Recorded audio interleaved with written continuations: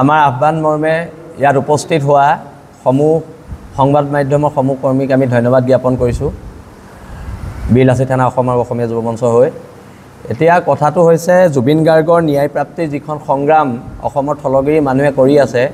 এই সংগ্ৰামখনত আমি সকলোৱে সহযোগ কৰিব লাগিব আৰু এই সংগ্ৰামৰ যিটো তীব্ৰতা এই তীব্ৰতাটো আমি অক্ষুণ্ণ ৰাখিব লাগিব কিন্তু এই সংগ্ৰামৰ তীব্ৰতাৰ মাজত যাতে কোনো ধৰণৰ তৃতীয় শক্তিয়ে সংগ্ৰামটো বিপথে পৰিচালনা কৰিব নোৱাৰে তাৰ বাবে আমি সষ্টম হৈ থাকিব লাগিব আৰু তাৰ লগতে আমি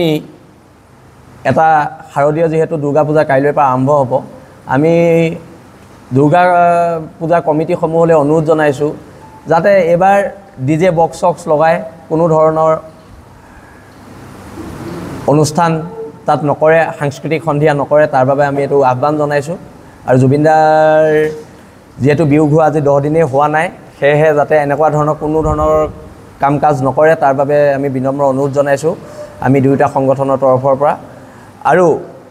ন্যায় প্ৰাপ্তিৰ যিখন সংগ্ৰাম আমি কৰি আছোঁ এই সংগ্ৰামখন কিন্তু অব্যাহত থাকিব আৰু আমাক চৰকাৰক এই ক্ষেত্ৰত নৰম হোৱা যেন পৰিলক্ষিত হৈছে আৰু সেই কাৰণে আমি চৰকাৰক স্পষ্ট ৰূপত কৈছোঁ আপোনালোকে ঘটনাবিলাক স্পষ্ট কৰক ঘটনা স্পষ্ট কৰক মৰণোত্তৰ পৰীক্ষাৰ প্ৰতিবেদন ৰাজহুৱা কৰক আৰু এই কালপিতসমূহ নিয়মমতে শ্যামকানু মহন্তৰ বাসগৃহত ইমান দেৰি বুলডোজাৰ চলিব লাগিছিলে কিয় বুলডোজাৰ চলা নাই তাক লৈ আমাৰ প্ৰশ্ন আছে আৰু শ্যামকানু বাসগৃহত কেতিয়া বুলডোজাৰ চলিব অন্ততঃ বুলডোজাৰখন চলাই অসমৰ মানুহৰ যিটো ক্ষোভ সেই ক্ষোভটো অন্ততঃ অকণমান হ'লেও প্ৰশমিত হ'ব আৰু সেইকাৰণে শ্যামকানু মহন্তৰ ঘৰত বুলডোজাৰ চলাব লাগে আৰু যেহেতু শ্যামকানু মহন্তৰ আয়ৰ উৎস একো নাছিলে কেৱল মাত্ৰ ফেষ্টিভেল পাতি গুৱাহাটীৰ মাজমজিয়াত ইমান ডাঙৰ এটা প্লট তেওঁ কেনেকৈ কিনিব পাৰিলে তাক লৈ এখন তদন্ত হ'ব লাগে আৰু ইমান ডাঙৰ এটা অট্টালিকা কৰ পইচাৰে বনালে তাক লৈ এটা তদন্ত হ'ব লাগে আৰু এই অট্টালিকাটোৰ ওপৰত বুলডোজাৰ চলিব লাগে বুলি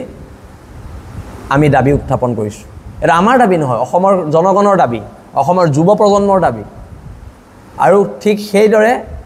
সিদ্ধাৰ্থ শৰ্মাৰ ফ্লেটৰ পৰা আদি কৰি যিখিনি বস্তু আছে যিখিনি খা সম্পত্তি আছে সকলো চিজ কৰি চৰকাৰে নিজৰ হাতলৈ আনিব লাগে কাৰণ সিদ্ধাৰ্থ শৰ্মা এজন দৰমহা দি জুবিন গাৰ্গে ৰখা মানুহে সি ইমান টকা ক'ত পালে আৰু মই এতিয়া নাম উল্লেখ নকৰোঁ মই জুবিন গাৰ্গৰ এগৰাকী কো ছিংগাৰৰ লগত আমি কথা পাতিছিলোঁ তাই মোক কৈছে তাই জুবিন গাৰ্গৰ লগত বহুত দিন মোৰ ভণ্টিৰ দৰে তাই